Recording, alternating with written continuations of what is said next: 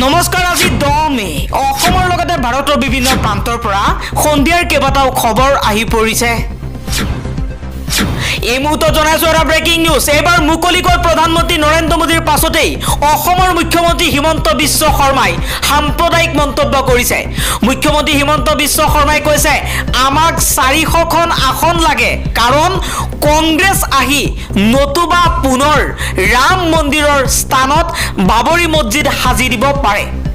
আমি এইটো নিশ্চিত কৰিব লাগিব যাতে আমাৰ দেশত কেতিয়াও বাবৰি মছজিদ স্থাপন হ'ব নোৱাৰে মুখ্যমন্ত্ৰী হিমন্ত বিশ্ব শৰ্মাই ক'লে বিজেপিক 400খন আসনৰ প্ৰয়োজন যাতে কংগ্ৰেছে ৰাম মন্দিৰৰ ঠাইত বাবৰি মছজিদ নিৰ্মাণ কৰিব নোৱাৰে নিৰ্বাচনী বিধি উলংঘা কৰি এনেধৰণে সাম্প্ৰদায়িক মন্তব্য কৰিছে মুখ্যমন্ত্ৰী হিমন্ত বিশ্ব শৰ্মাই কিন্তু ইমানবোৰ সাম্প্ৰদায়িক মন্তব্য কৰাৰ পাছতো নিৰ্বাচন আয়োগে কোনো ব্যৱস্থা গ্ৰহণ কৰা নাই নিৰ্বাচন আয়োগক লৈ কংগ্ৰেছে প্ৰশ্ন কৰিছে দেশৰ আইন কানুন কেৱল মাত্ৰ বিৰোধীৰ বাবে নেকি কেৱল কংগ্ৰেছৰ বাবে নেকি বিজেপিৰ বাবে নহয় নেকি দেশৰ আইন যদি সকলোৰে বাবে সমান হয় দেশৰ প্ৰধানমন্ত্ৰী হৈ তেওঁ সাম্প্ৰদায়িক মুকলিকৈ মুছলমান বিৰোধী মন্তব্য কৰিছে কিন্তু তাৰ পাছতো নিৰ্বাচন আয়োগৰ নীতি নিয়ম উলংঘা কৰিছে তাৰ পাছতো নিৰ্বাচন আয়োগে প্ৰধানমন্ত্ৰী নৰেন্দ্ৰ মোদী আৰু হিমন্ত বিশ্ব শৰ্মাৰ বিৰুদ্ধে কোনো ব্যৱস্থা গ্ৰহণ কৰা নাই অৱশেষত প্ৰধানমন্ত্ৰীৰ পাছত অসমৰ মুখ্যমন্ত্ৰীয়ে ক'লে আমাক 400খন আসন লাগে যাতে কংগ্ৰেছে পুনৰ ৰাম মন্দিৰৰ ঠাইত বাবৰি মছজিদ নিৰ্মাণ কৰিব নোৱাৰে দেশত ৰাম মন্দিৰ আৰু বাবৰি মছজিদৰ নামত চলিছে মুকলিকৈ সাম্প্ৰদায়িক মন্তব্য পৰৱৰ্তী খবৰ আশ্ৰমত নিচাযুক্ত দ্ৰব্য খুৱাই 120 গৰাকীৰো অধিক মহিলাক ধৰ্ষণ কৰিছে এগৰাকী বাবাই কাৰাগাৰৰ ভিতৰতে মৃত্যু সাধু বেছি অপৰাধী জিলাপি বাবাৰ এগৰাকী জিলাপি বাবাই নিজৰ আশ্ৰমত নিচাযুক্ত দ্ৰব্য খুৱাই 120 গৰাকীতকৈ অধিক মহিলাক ধৰ্ষণ কৰিছে আন এটা খবৰ অৱশেষত জামিন লাভ কৰিছে দিল্লীৰ মুখ্যমন্ত্ৰী অৰবিন্দ কেজৰিৱালৰ নিৰ্বাচনী প্ৰচাৰত নাই কোনো ধৰণৰ বাধা কেজৰিৱালক আজি মুকলি আকাশৰ তললৈ আনিবলৈ চেষ্টা কৰাৰ মন্তব্য কৰিছে কেজৰিৱালৰ অধিবক্তাই দিল্লীৰ মুখ্যমন্ত্ৰী অৰবিন্দ কেজৰিৱালক উচ্চ ন্যায়ালয়ে 1 জুনলৈকে অন্তৱৰ্তীকালীন জামিন প্ৰদান কৰাৰ পাছতেই মুখ্যমন্ত্ৰীৰ অধিবক্তাই এই মন্তব্য কৰিছে পৰৱৰ্তী খবৰ কেন্দ্ৰীয় চৰকাৰক সকলো কোভিড ভেকচিনৰ পুনৰীক্ষণৰ আহ্বান চিকিৎসকৰ দলৰ কোভিচিল্ডৰ পাৰ্শ্বক্ৰিয়াৰ কথা পোহৰলৈ অহাৰ পিছতে কেন্দ্ৰীয় চৰকাৰলৈ এই আহ্বান চিকিৎসকৰ দলটোৰ পৰৱৰ্তী খবৰ ভয় বাঢ়িছে বিজেপিৰ মুখৰ লাগ বান্ধ নোহোৱা হৈ পৰিছে ৰাজনৈতিক নেতাৰ নৰেন্দ্ৰ মোদীৰ পৰা আৰম্ভ কৰি স্মৃতি ইৰাণীলৈকে সকলোৰে মুখত এতিয়া সাম্প্ৰদায়িক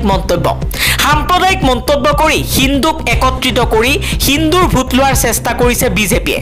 যাৰ বাবে এতিয়া বিজেপিৰ নেতাৰ মুখত সাম্প্ৰদায়িক মন্তব্য বিজেপি নেতাই মুকলিকৈ নিৰ্বাচনী বিধি উলংঘা কৰি বাবৰি মছজিদ আৰু ৰাম মন্দিৰৰ প্ৰসংগ উত্থাপন কৰিছে আন এটা খবৰ কংগ্ৰেছ নেতা ৰাহুল গান্ধী আৰু প্ৰধানমন্ত্ৰী নৰেন্দ্ৰ মোদীক মুকলি বিতৰ্কলৈ আমন্ত্ৰণ দুই নেতাক মুকলি বিতৰ্কলৈ আমন্ত্ৰণ জনাইছে প্ৰাক্তন ন্যায়াধী মদন বি লুকুৰ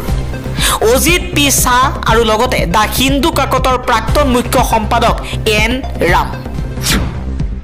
পৰৱৰ্তী খবৰ যেতিয়ালৈকে মই জীয়াই আছো তেতিয়ালৈকে ধৰ্মৰ ভিত্তিত এছটি এছচি ওবিচিৰ সংৰক্ষণ হ'ব নিদিও এইবাৰ প্ৰধানমন্ত্ৰী নৰেন্দ্ৰ মোদীয়ে এই মন্তব্য কৰিছে এক ডাঙৰ খবৰ জনাই আছো প্ৰধানমন্ত্ৰী নৰেন্দ্ৰ মোদীয়ে নিৰ্বাচনী প্ৰচাৰ সভাত পুনৰ কংগ্ৰেছ দলৰ বিৰুদ্ধে হুচ্চাৰ হৈ পৰিছে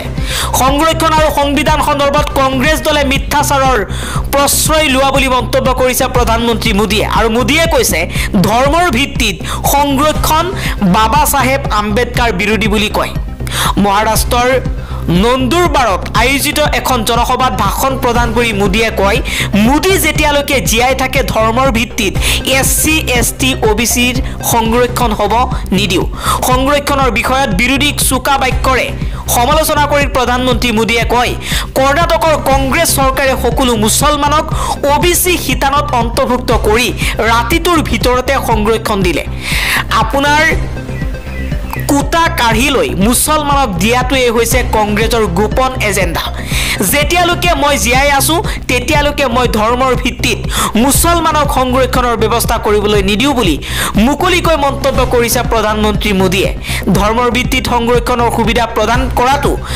আমাৰ সংবিধানত সন্নিৱিষ্ট মূল্যবোধ আৰু নীতি বিৰুদ্ধ বুলি মন্তব্য কৰিছে মোদীয়ে আন এটা খবৰ যুক্তিবাদী আন্দোলনৰ নেতা ডাবুলকাৰৰ 2 হত্যাকাৰীৰ যাৱজ্জীৱন কাৰাদণ্ড হিন্দুত্ববাদী অভিযুক্তক মুক্তি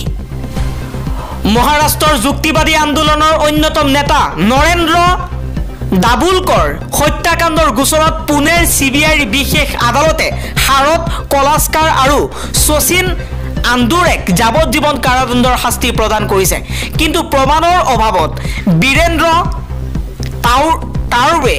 অধিবক্তা সঞ্জীৱ পুনালেকাৰ আৰু লগতে বিক্ৰম বাবেক মুকলি কৰি দিয়া হৈছে পেছাত চিকিৎসক তথা অন্ধবিশ্বাস বিৰোধী যুক্তিবাদী আন্দোলনৰ অন্যতম মুখ নৰেন্দ্ৰ ডাবুলকাৰক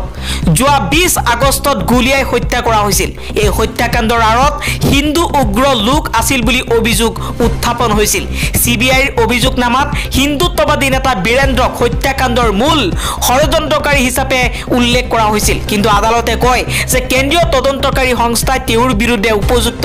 প্ৰমাণ দাখিল কৰিব নোৱাৰিলে আন এটা খবৰ ব্ৰাজিলত বানৰ সংহাৰ পানীত উপঙিল বিমান মৃত্যুৰ সংখ্যা 90 জনলৈ বৃদ্ধি পাইছে বানে সংহাৰৰ সৃষ্টি কৰিছে ব্ৰাজিলত বানপানীৰ ফলত আবদ্ধ হৈ পৰা লোকক উদ্ধাৰৰ প্ৰচেষ্টা অব্যাহত আছে শ লোকে এতিয়াও নাও বা হেলিকপ্টাৰ অহালৈ বাট চাই আছে দেশখনৰ অসামৰিক প্ৰতিৰক্ষা সংস্থাই কৈছে এতিয়ালৈকে বানত হোৱা মৃত্যুৰ সংখ্যা 90 জনলৈ বৃদ্ধি পাইছে আনহাতে 130 জন লোক এতিয়াও সন্ধানহীন হৈ আছে